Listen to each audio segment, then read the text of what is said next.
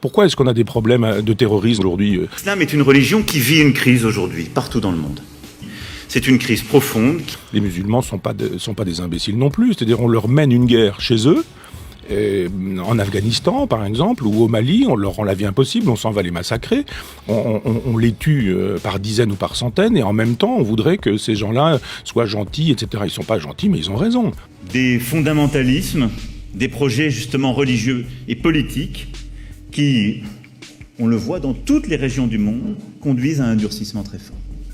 Y compris dans des pays où l'islam est la religion majoritaire. Autant je suis sur une lutte athée en disant que l'islam ne me convient pas, autant que l'islam est dangereux. Mais autant je trouve que sur le terrain politique, il n'y a aucune raison pour qu'on aille faire la loi chez les autres. Pourquoi est-ce qu'on fait la loi au Mali et pourquoi est-ce qu'on la fait pas à Cuba ? Ou pourquoi est-ce qu'on la fait pas en Chine ?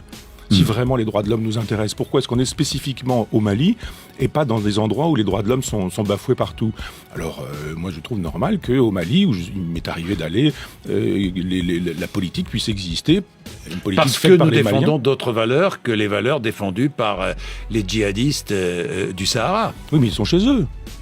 Et on ne va pas faire la loi chez les musulmans, enfin dans les pays musulmans, que les musulmans fassent leur loi. Pourquoi est-ce qu'on n'intervient pas en Israël ? Pourquoi ?